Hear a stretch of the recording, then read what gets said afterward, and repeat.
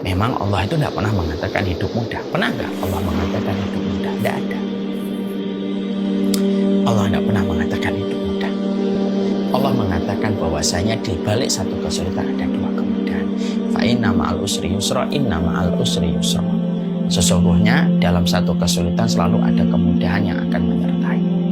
Makanya kan ketika kita memahami ini bahwasanya tenang ada Allah, maka kita juga harus paham salah satu di antara kisi-kisi memahami bahwasanya ada Allah dalam kehidupan kita itu apa? Satu, Allah tidak pernah mengatakan hidup ini mudah, tetapi Allah mengatakan setiap satu kesulitan di situ ada dua kemudahan. Mungkin kita bertanya, Ustaz, kenapa ada pandemi? Kenapa ada ujian? Kenapa ada musibah? Kenapa ada penyakit, Ustaz? Simpel. Kalau semuanya dimudahkan untuk kita pada kehidupan, jawabannya adalah terus dari mana kita akan mendapatkan pahala kesabaran kalau semuanya dimudahkan untuk kita? Allah memberikan kepada kita ujian, kesulitan, perpisahan, penyakit, supaya Allah kemudian memberikan kepada kita pahala kesabaran.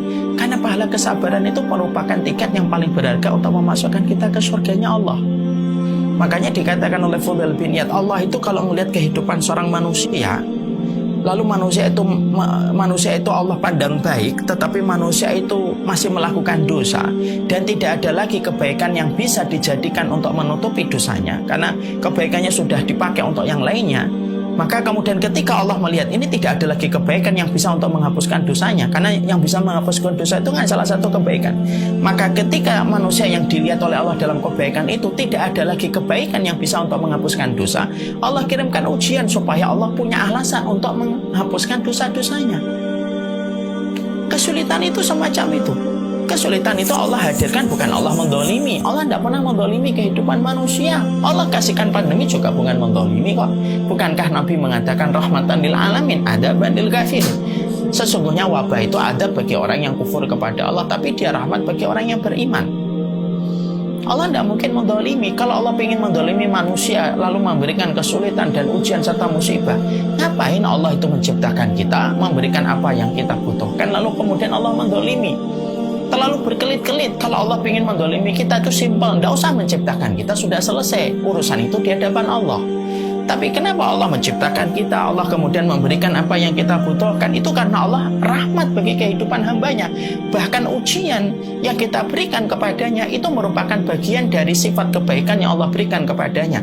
Dan satu kesulitan itu selalu disertai dengan dua kemudahan. Kadang-kadang ujian itu diberikan supaya kita tambah kuat.